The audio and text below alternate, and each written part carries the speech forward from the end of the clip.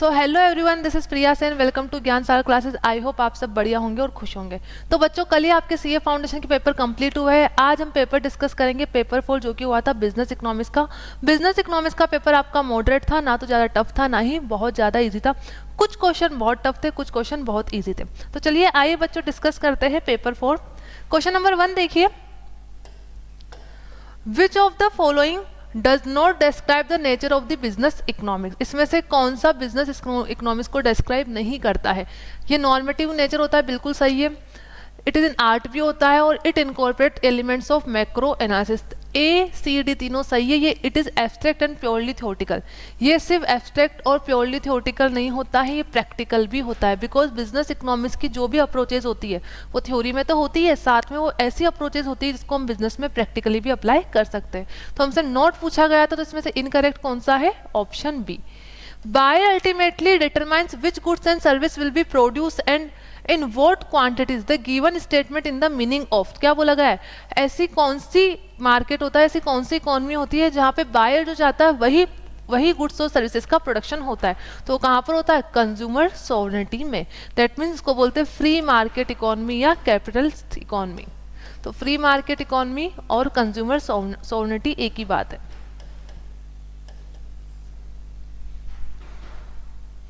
Which of the following not one of the four basic economic problem of an economy?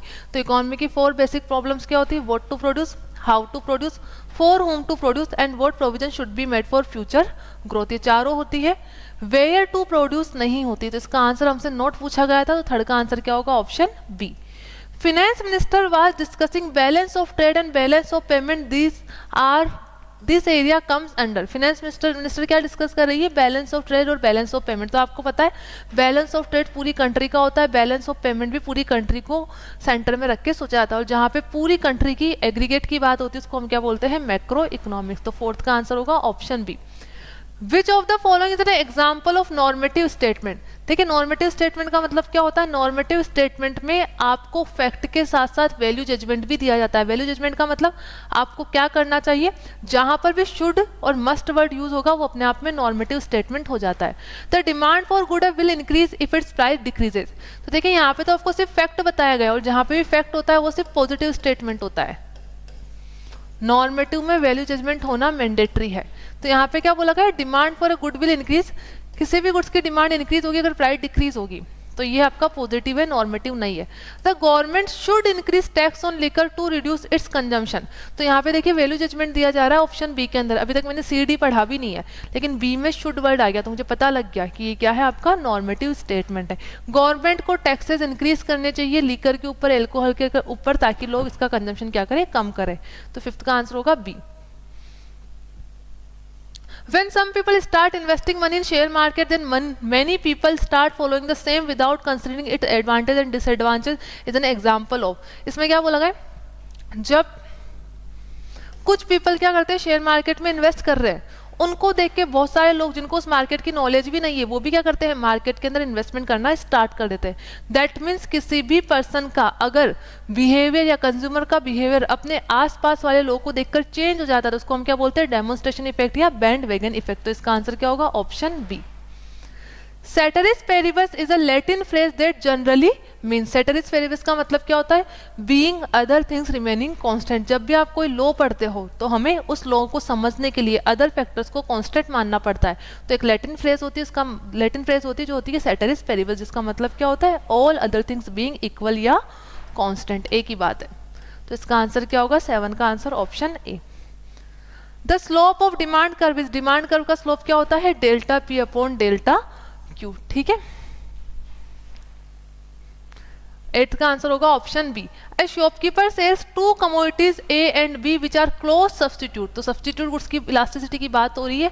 Each other it is observe that when the price of commodity rises by 20%, the demand for B increase by 30%। तो आपको formula पता होना चाहिए। Substitute goods में पहली बात तो है कि इलास्टिसिटी हमेशा क्या रहती है? पॉजिटिव।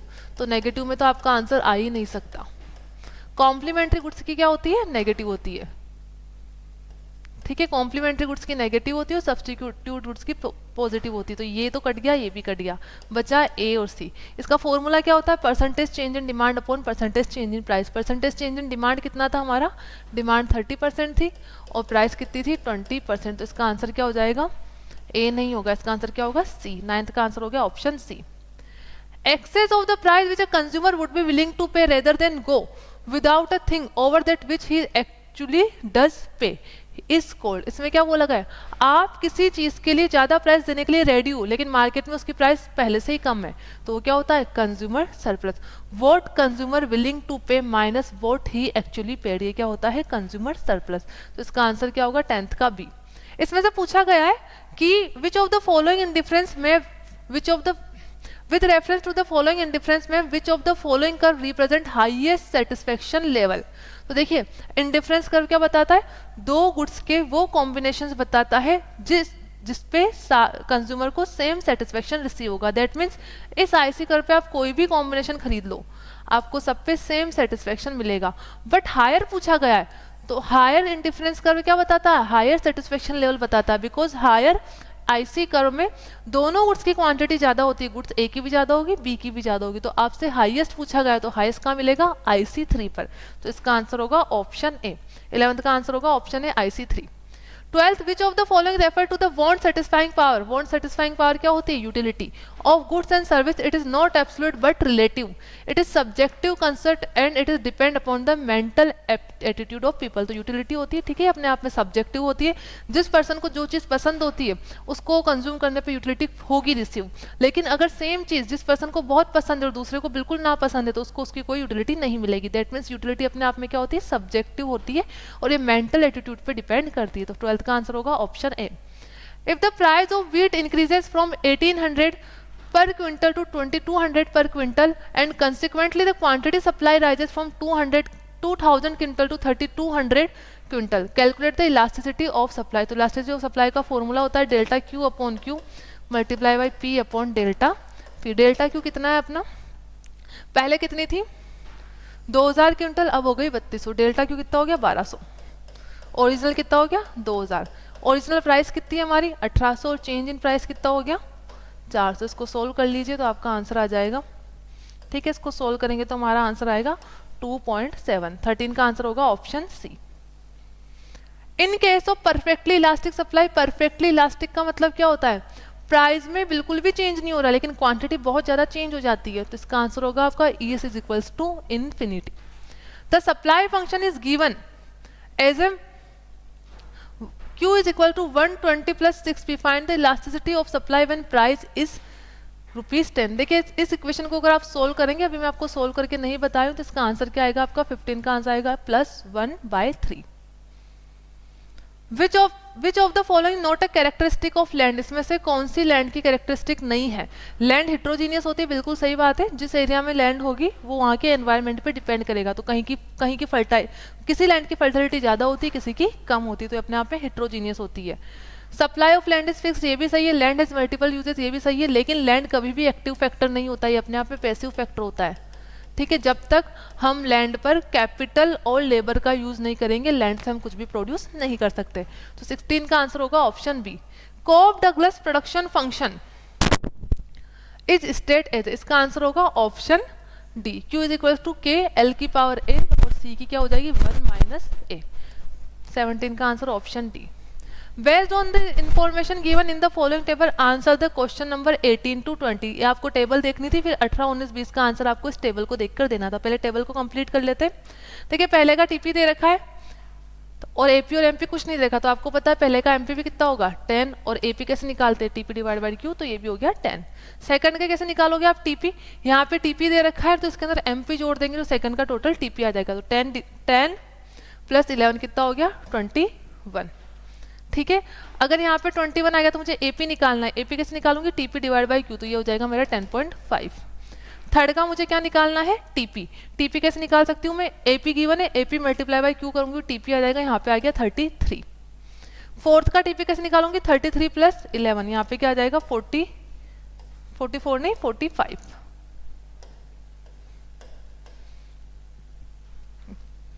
और यहाँ पे कितना आएगा, थर्ड का एमपी आ जाएगा। इन दोनों का डिफरेंस, इन दोनों का डिफरेंस कितना आएगा अपना 12, ठीक है। यहाँ पे इसको डिवाइड करेंगे तो यहाँ पे एपी आ जाएगा 45 डिवाइड बाई 4, ये आप डिवाइड करके देख लेना कितना आएगा। 5 को 52 से डिवाइड करूंगी तो यहाँ पे इसका एपी आ जाएगा। और अगर मुझे यहाँ पे 6 का टीपी चाहिए तो 52 में क्या ऐड कर दूंगी 8, तो यहाँ पे क्या आ जाएगा 60, ठीक है।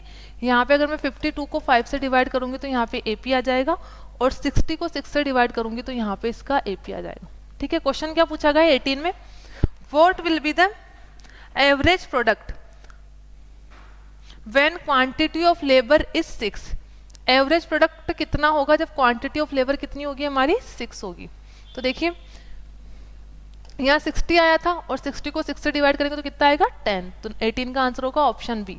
What will be the total product when quantity of labour is 4। जब क्वांटिटी ऑफ लेबर 4 थी तो टीपी कितना था अपना, टीपी यहाँ पे अपना आया था 44। देखिए कैसे आया था, 10 + 11 कितना होता है 21, 21 में, और इसको कैसे निकाला था हमने 33 मल्टीप्लाई करके, 33 में हमने 11 ऐड किया तो 44, तो इसका आंसर क्या होगा 44। What will be the marginal product when quantity of labor is 5।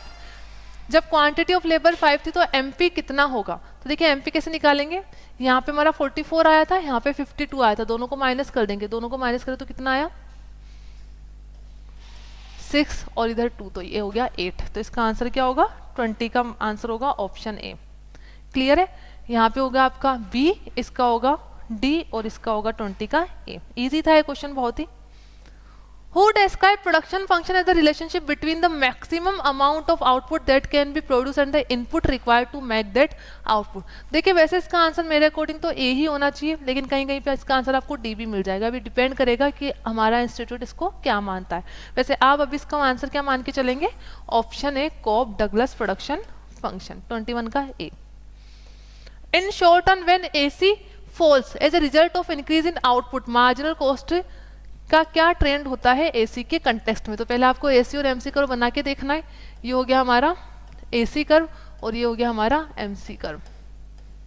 तो क्या बोला गया एसी फॉल्स, तो एसी यहाँ पे फॉल्स हो रही है, प्रोडक्शन इंक्रीज हो रहा है, एसी फॉल हो रही है, तो इस केस में मार्जिनल कॉस्ट क्या होती है बिलो एसी होता है, तो क्या आएगा इसका मतलब लेस देन, ठीक है, क्योंकि एसी तो ऊपर और मार्जिनल कॉस्ट कर्व नीचे है, इसका मतलब एमसी की वैल्यू एसी से कम है।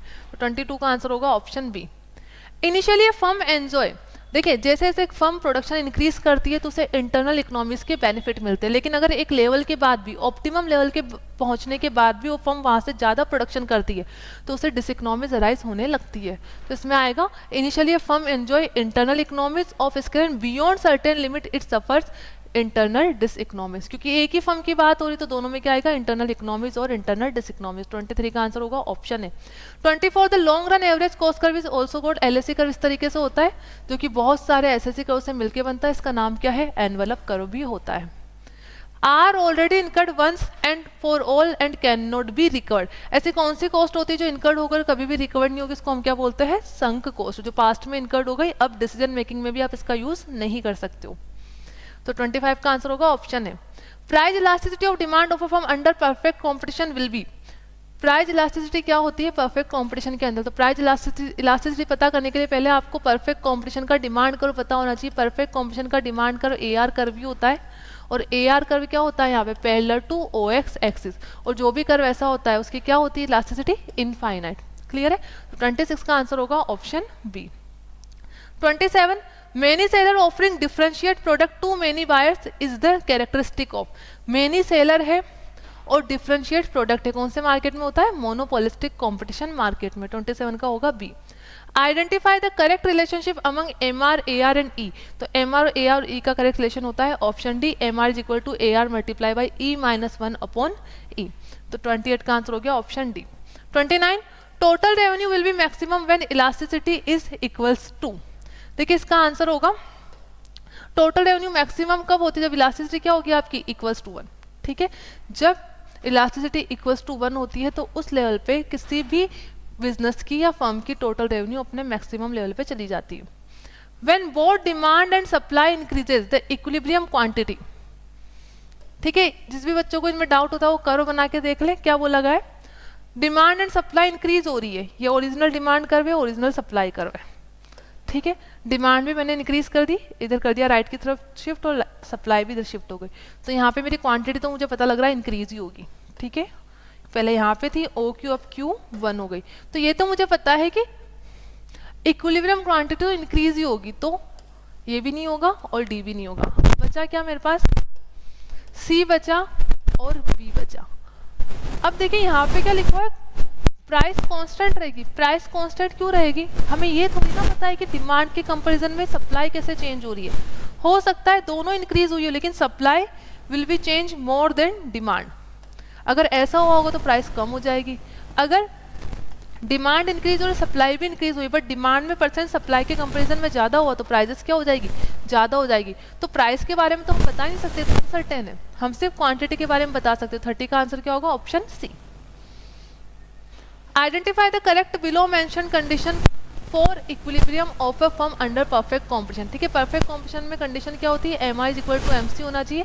M C curve must cut M R curve from the below. तो यहाँ पे देखिए ये हमारा एम सी कर्व है, ये जो पॉइंट है यहाँ पे M R is equal to M C है, और एम सी कर्व ऊपर जा रहा है तो इसका कौन सा स्लोप है, पॉजिटिव। अगर इधर नीचे आता है तो नेगेटिव होता है, तो नेगेटिव स्लोप पे नहीं पॉजिटिव स्लोप पे होता है। ठीक है, अगर आपको फर्स्ट कंडीशन भी पता थी ए वाली तो आपको पता है ये ए सिर्फ एक में ही मेंशन, तो आंसर क्या होगा, ऑप्शन डी। तो M C should have positive slope और M R is equal to M C. 32 when a perfect competitive firms earn, क्या परफेक्ट कॉम्पिटिटिव फर्म्स क्या अर्न करेगी, जब क्या होगा उसकी ए आर ज़्यादा होगी किससे, ए सी से। और जब भी ए आर ए सी से ज़्यादा होती है तो उसको हम क्या बोलते हैं, सुपर नॉर्मल प्रॉफिट। जब ए आर इक्वल टू ए सी होता है उसको क्या बोलते हैं हम, नॉर्मल प्रॉफिट। लेकिन यहाँ पे ज़्यादा है तो इसका आंसर क्या होगा, 32 का A. Market for soap and detergent, soap और डिटर्जेंट वाला मार्केट कहाँ फॉल करता है, मोनोपोलिस्टिक कॉम्पिटिशन मार्केट में। यहाँ पे नंबर ऑफ सेलर्स होते हैं बट यहाँ पे प्रोडक्ट में डिफरेंशिएशन होता है। 34 देखिए, downward sloping and highly inelastic demand curve is the feature of. देखिए इसमें बच्चों ने गलत किया होगा, बिकॉज आपने कंसेप्ट नहीं पढ़ा तो आप ये नहीं कर सकते। कैसे, देखिए डाउनवर्ड स्लोपिंग तो ओलिगोपोली का भी होता है, मोनोपोली का भी होता है, मोनोपोलिस्टिक कंपटीशन का भी होता है, बट हाईली इनइलास्टिक कहाँ पे होगा, हाईली इनइलास्टिक उसी मार्केट में होता है जहाँ पे बहुत ही कम सेलर होते हैं, सबसे कम सेलर होंगे, जहाँ पे मार्केट में गुड्स के सब्सटीट्यूट अवेलेबल नहीं है। तो यहाँ पे इसका आंसर क्या होगा, मोनोपोली मार्केट। 34 का आंसर होगा option A. Market characterized by a single buyer of a product or service and is mostly applicable to factor market in which a single firm is the only buyer of factor is known as a। देखिए यहाँ पे सिर्फ single buyer के बारे में दे रखा है, यहाँ पे बच्चों ने गलती की है, बायलेटरल मोनोपोली कर दिया। बायलेटरल मोनोपोली तो तब होता है जब सिंगल बायर होगा, सिंगल सेलर होगा। यहाँ पे सिंगल सेलर की बात नहीं हो रही, यहाँ पे सिर्फ सिंगल बायर की बात हो रही है। एक ऐसी इंडस्ट्री है जिसका रॉ मटेरियल, या जो एक ऐसी इंडस्ट्री है जहाँ पे बायर केवल एक ही है, तो इसका आंसर क्या होगा, मोनोपोली मार्केट। ठीक है, 35 का आंसर होगा option D. Assume that when price is ₹20 the quantity demanded is 9 and when the price is ₹19 the quantity demanded is 10. Based on this information what is the MR resulting from an increase in output from 9 to 10। तो आपको MR निकालना, तो MR के लिए आपको दो TR का difference लेना पड़ेगा, TR20 माइनस TR90। यही हुआ है, नहीं ये तो प्राइस है, TR10 माइनस TR9। तो पहले कितनी थी, कैसे भी ले सकते हो, 20 मल्टीप्लाई बाई 9 करोगे तो कितना आ जाएगा 180, और उसके बाद क्या होता है 19 मल्टीप्लाई बाई 10 करोगे तो कितना आ जाएगा 190। तो एम आर कितने से बढ़ी, 10 रुपये से। तो इसका आंसर क्या होगा आपका 36 का C. Average revenue curve is also known as a demand curve. हर मार्केट में जो ए आर कर्व होता है वही क्या होता है, उसका डिमांड कर्व भी होता है। 37 का आंसर होगा option B. With a decrease in demand there is, देखिए डिमांड डिक्रीज हो रही है, ठीक है, तो ये तो आपको पता है कि प्राइस क्या होगी, जब डिमांड डिक्रीज होती है तो प्राइस भी डिक्रीज होती है। पहला क्या लिखा, अब जहां पे इंक्रीज इन प्राइस है वो तो हम हटा देंगे, ये भी नहीं होगा, बस ये बी तो नहीं होगा। पहले हम देखिए डिक्रीज इन डिमांड है, overall decrease in price but increase in equilibrium quantity. ठीक है, अब इसको आपको समझना है, अगर डिमांड डिक्रीज होगी तो क्वांटिटी भी क्या हो जाती है, डिक्रीज, और प्राइस भी क्या हो जाती है, डिक्रीज हो जाती है। तो यहाँ पे इंक्रीज इन इक्विलिब्रियम क्वांटिटी, ये भी गलत हो गया, इंक्रीज इन प्राइस भी गलत हो गया, decrease in the equilibrium price and quantity demanded and supply, का आंसर क्या होगा, सी ऑप्शन है। ठीक है, सप्लाई भी कम होगी, डिमांड भी कम होगी और प्राइस भी कम हो जाएगी। 38 का आंसर ऑप्शन सी होगा। If supply increase in a greater proportion than demand, then देखिए सप्लाई में ज़्यादा चेंज हुआ है डिमांड के कंपैरिजन में, इंक्रीज ज़्यादा हुई है, तो प्राइजेस तो लो होगी, तो प्राइस लो वाला ऑप्शन कौन सा है? देखिए इसमें पहले में क्या लिख रखा है, new equilibrium price will be greater than, गलत है, प्राइस कम होगी, जहाँ पे भी इंक्रीज प्राइस है वो गलत हो जाएगा। New equilibrium price will be greater than, ये भी गलत हो गया। The new equilibrium price and quantity will be less than the original equilibrium price and quantity, the new equilibrium price will be less than the original equilibrium price. तो देखिए price तो increase होगी, आपको पता लग गया, तो price increase, sorry price decrease होगी, सी में भी लिखा हुआ है, डी में भी लिखा हुआ है, बट EQ क्वांटिटी पे क्या इंपैक्ट पड़ेगा? EQ क्वांटिटी तो इंक्रीज होगी ना, बिकॉज सप्लाई इंक्रीज हुई है, तो इसका आंसर क्या होगा? Option D. ठीक है, 39 का आंसर होगा option D. In oligopoly, when the industry is dominated by one large firm which is considered as a leader of the group, then it is called, तो ये किसको बोलते हैं? Partial oligopoly. पार्शियल ओलिगोपोली में क्या होता है? एक फर्म पूरे मार्केट को डोमिनेट करती है। तो 40 का आंसर हो गया option C. The consumption function is functional relationship between aggregate consumption and. देखिए कंजम्पशन फंक्शन क्या बताता है? कंजम्पशन फंक्शन ये बताता है कि आपका कंजम्पशन इनकम पे कितना डिपेंड कर रहा है। ठीक है, तो इसका आंसर क्या होगा? एग्रीगेट डिस्पोजेबल इनकम 41 का ए। 42 the value of all final goods and services produce in the country with in a given period is called. बच्चों ने ये भी गलत कर दिया, देखो जब आपसे कंट्री की बात हो रही तो कंट्री तो कहाँ पे देखते हैं? जीडीपी के अंदर। ठीक है, ग्रॉस डोमेस्टिक प्रोडक्ट, तो इसका आंसर क्या होगा? 42 का B. If GDP MP is more than GNP MP it means, देखिए एक टर्म होती है net factor income from abroad, जो कि किसका किसका किसका डिफरेंस होती है? फीफा फैक्टर इनकम फ्रॉम अब्रोड और फैक्टर इनकम टू अब्रोड। ठीक है, जनरली इंडिया के केस में क्या होता है? GNP is always more than GDP, but question क्या पूछा गया था? अगर जीडीपी ज्यादा है जीएनपी, तो इसका मतलब क्या है? हमारी net factor income from abroad क्या है? नेगेटिव है, तो इसका आंसर क्या होगा? 43 का B. Find the real GDP if nominal GDP 720 and price index is ₹120। तो आपको प्राइस इंडेक्स वाला फॉर्मूला पता होना चाहिए, जिसको हम जीडीपी डिफ्लेटर भी बोलते हैं। इसका फॉर्मूला होता है nominal GDP upon real GDP, और प्राइस इंडेक्स क्या है अपना? 120 is equals to nominal GDP है 720 और रियल जीडीपी हमें कैलकुलेट करना है। तो रियल जीडीपी निकालने के लिए क्या करोगे आप लोग? Real GDP is equals to 720 divide by 120 multiply by 100।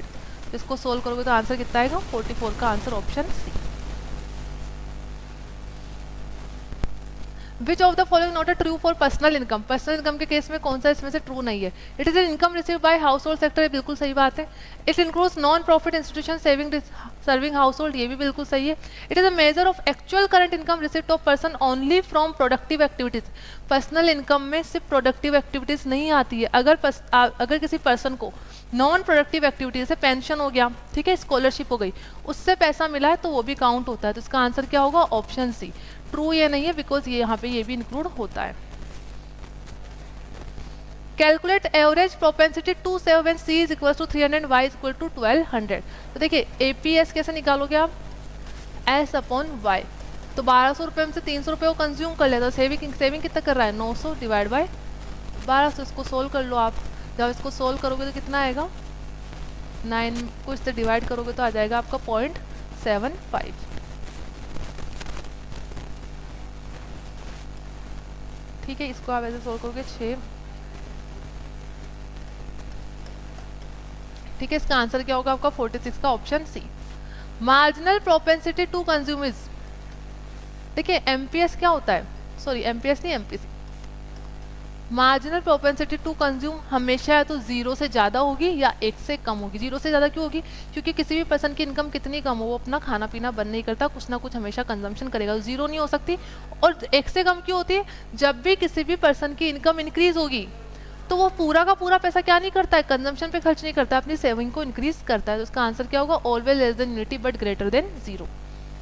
Product method और value added method for calculation of national income is also called, इसका आंसर क्या होगा? Industrial origin method, because product method और वैल्यू एडेड मेथड हमेशा कहाँ पे निकाला जाता है? इंडस्ट्री के अंदर निकाला जाता है।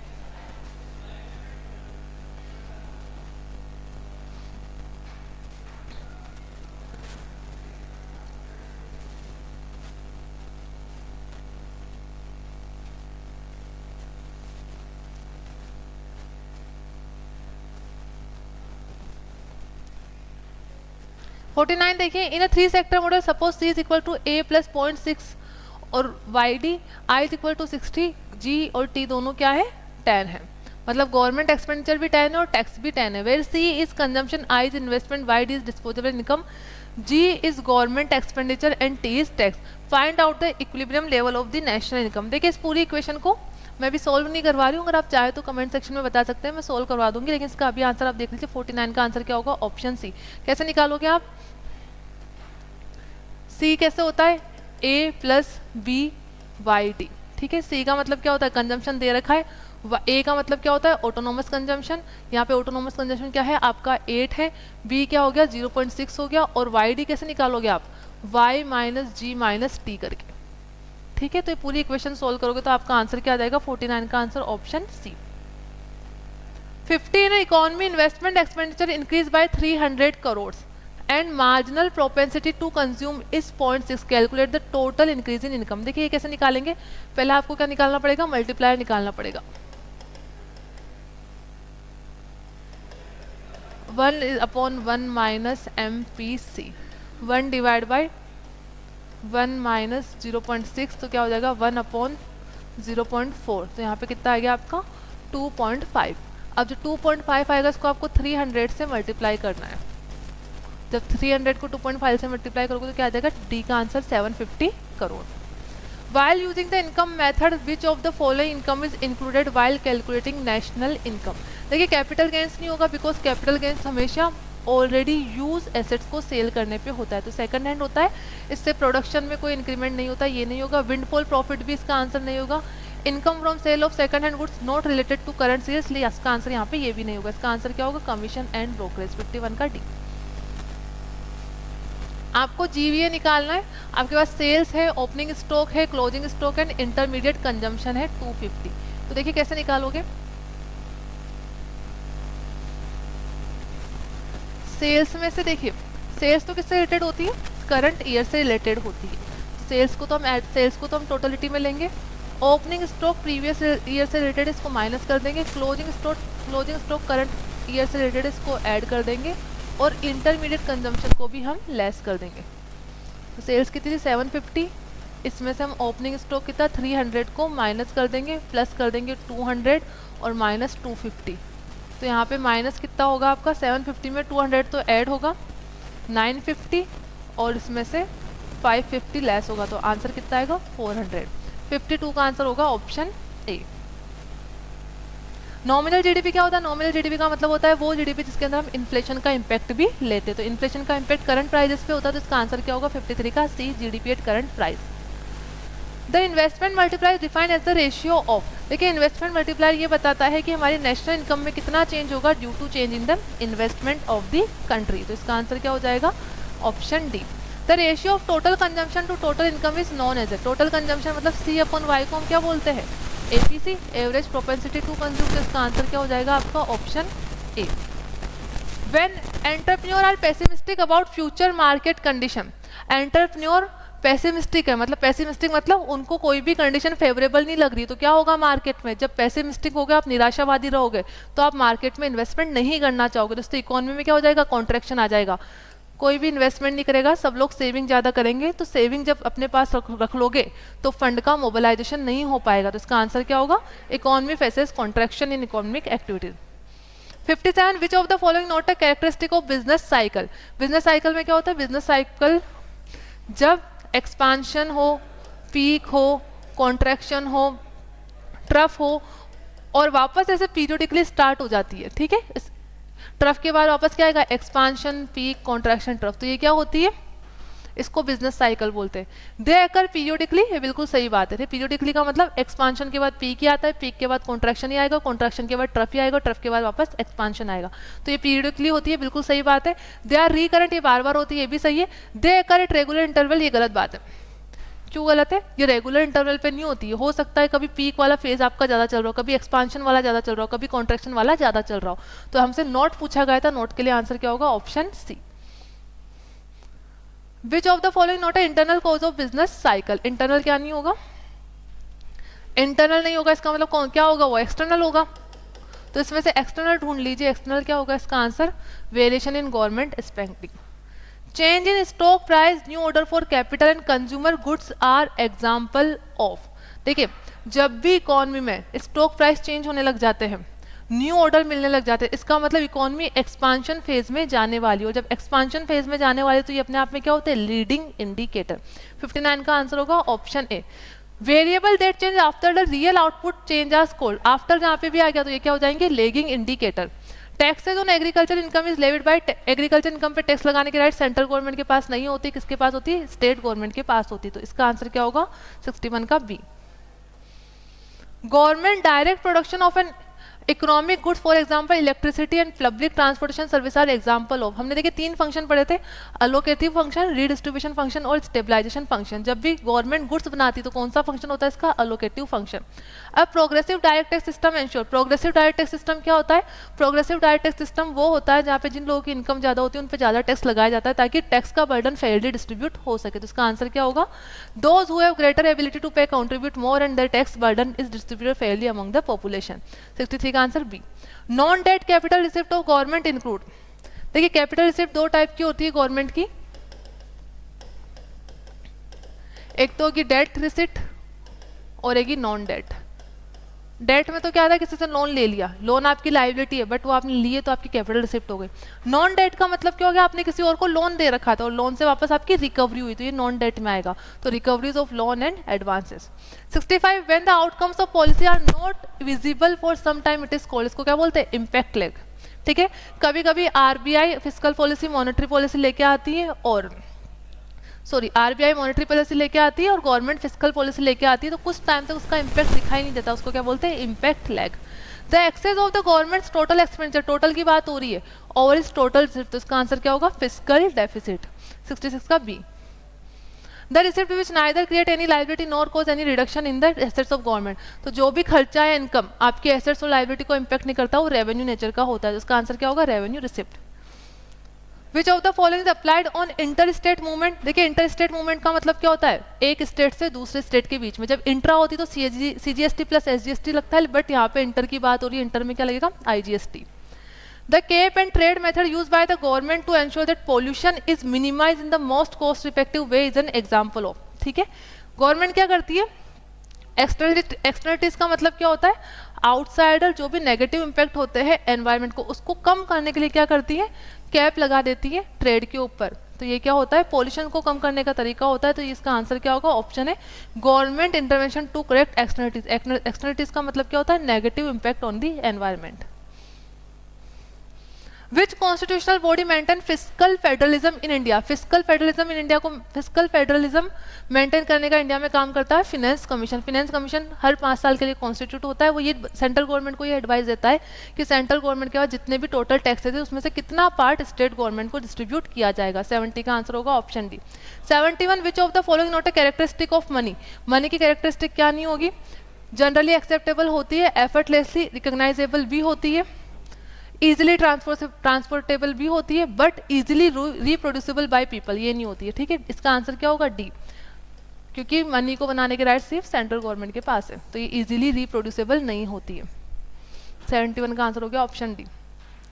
The currency issued by the central bank is non, जो सेंट्रल बैंक करेंसी इशू करता है उसको क्या बोलते हैं हम, fiat money. Considering that with a money multiplier of 1.5 there has been an increment of rupees 600 crore of money supply, find out the monetary base। monetary base कैसे निकालते हो, मनी सप्लाई को किससे डिवाइड कर दोगे, मनी सप्लाई को आपको divide करना है मनी मल्टीप्लायर से।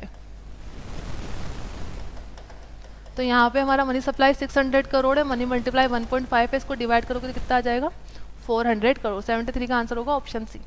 Calculate narrow money M1 from the following data, narrow money में क्या क्या आ जाएगा, क्या क्या आ जाएगा, करेंसी विद पब्लिक आ जाएगा, demand deposit with banking system आएगा। देखिए टाइम डिपॉजिट यहाँ पे नहीं आता, ये M2 के अंदर आता है तो ये हम हटा देंगे।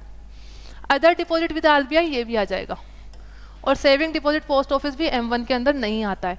तो आपको 3 ट्रांजेक्शन को ऐड करना है, 88,000, 2,20,000 प्लस 2,60,000, इसको ऐड करोगे तो क्या आ जाएगा आपका 5,68,000। Calculate currency with the public from the following data, public के पास कितना पैसा है कैलकुलेट करने के लिए क्या करना पड़ेगा आपको, notes in circulation circulation of rupee coin, circulation of small coin, इन तीनों को ऐड करना है, बट बैंक के पास जो पैसा उसको माइनस कर देंगे। अगर इसको सोल्व करोगे तो आंसर क्या आएगा? Option B 19,750 crore. Is the penal rate at which RBI lends money to banks about the rate available under the repo policy. ठीक है, वैसे तो कोई भी कमर्शियल बैंक आरबीआई से रेपो के थ्रू पैसा ले सकता है, बट अगर उसकी मनी की रिक्वायरमेंट रेपो के थ्रू भी पूरी नहीं हो पाती है तो एक और रेट के थ्रू उसको पैसा मिलता है, इसको क्या बोलते हैं? Marginal standing facility rate. 76 का आंसर होगा ऑप्शन ए। लिक्विडिटी एडजस्टमेंट फैसिलिटी किसने इंट्रोड्यूस करी थी? इंट्रोड्यूस तो आरबीआई ने करी थी, बट उसने इंट्रोड्यूस करी थी नरसिम्हा कमेटी की रिकमेंडेशन पे। 77 का आंसर होगा option B. Money created by the commercial bank is called, इसमें बहुत से बच्चों ने हाई पावर मनी या फिएट मनी करा होगा, जबकि आपको क्वेश्चन ध्यान से पढ़ना था। कमर्शियल बैंक की बात हो रही है, ठीक है। कमर्शियल बैंक मनी नहीं बनाता, आरबीआई बनाता है फिएट मनी या हाई पावर मनी। इसका आंसर क्या होगा? Credit money. Under the concept of money supply the term public do not include, government कभी भी पब्लिक का पार्ट नहीं बनेगी, तो 79 का आंसर होगा option C. Compute the total credit money created by the banking system if the required reserve ratio is 15% for every 12 lakh deposit in the banking system। देखिए इसका फॉर्मूला होता है, पहले तो आपको क्या निकालना है? मल्टीप्लायर निकालना है। मल्टीप्लायर निकालने का फॉर्मूला होता है 1 divide by reserve ratio. 1 divide by 15% करना पड़ेगा आपको। यहाँ से जो भी वैल्यू आएगी उसको आपको मल्टीप्लाई किससे करना पड़ेगा? समझिए यहाँ पे कोई एक्स वैल्यू आई, इसको डिवाइड करके देख लेते हैं।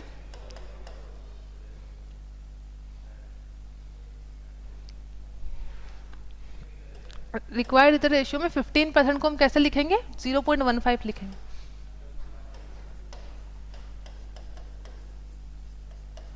वन डिवाइड बाई 0.15, ठीक है। इसको आप सोल्व करोगे तो आएगा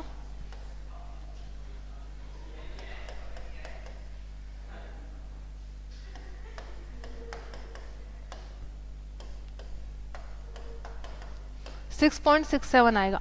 जो 6.67 आएगा उसको आपको 12 लाख से क्या करना है? मल्टीप्लाई करना है। तो ठीक है, total credit money created a जाएगा। अगर इन दोनों को मल्टीप्लाई करोगे तो क्या आएगा आपका आंसर? 80 लाख। 80 का आंसर होगा option B. Factor endowment theory of trade is also known as, ये फैक्टर एंडोमेंट थ्योरी दी थी हेक्सचर और ओलिन ने। हेक्सचर ओलिन ने क्या बोला था? पहले किसी भी कंट्री को इंपोर्ट और एक्सपोर्ट करने के लिए अपने पास फैक्टर्स की अवेलेबिलिटी देखनी होती है। अगर उसकी कंट्री कैपिटल इंटेंसिव है तो उस कंट्री को केवल कैपिटल इंटेंसिव गुड्स को ही एक्सपोर्ट करना है। अगर लेबर इंटेंसिव है तो लेबर इंटेंसिव गुड्स को ही एक्सपोर्ट करना है। 81 का आंसर होगा option C. Which tariff is calculated on the basis of the specific content of the imported goods. देखिए अगर आप किसी स्पेसिफिक कंटेंट पे कोई ड्यूटी लगाओगे तो उसको क्या बोलते हैं? Technical tariff. Which tariff is expressed either on the basis of the value of the imported goods or on the basis of unit of measure of the imported goods depending on which generate the most income। जिस पे ज्यादा होगा उस पे लगा दोगे, इसको क्या बोलते हैं? ठीक है, इसका आंसर होगा mixed tariff. The system wherein the nominal tariff rates on imports of manufactured goods are higher than the nominal tariff rates on the intermediate inputs and raw material is known as। that means आप जो final goods को बनाने के लिए जो goods raw material import कर रहे हो उस पर टैरिफ रेट ज्यादा है रेदर देन आपने जो गुड्स बनाया, तो इसको क्या बोलते हैं? Escalated tariff. Which of the following is the measure to protect human, animal or plant life from risk arising out of additive, space, toxin, etc. and to protect the biodiversity। तो आपसे major पूछा गया तो major तो एक ही लिखा हुआ है, sanitary and phytosanitary measure. With regards to international trade, the European Union can be categorized as the, इसको क्या बोलेंगे? Custom union. यूरोपियन यूनियन को क्या बोलते हैं हम? Custom union. Which of the following countries are not a member of G20 economics? Argentina भी है, इंडिया भी है, मैक्सिको भी है, ट्यूनिशिया इसकी मेंबर नहीं है, तो इसका आंसर क्या होगा? ऑप्शन सी।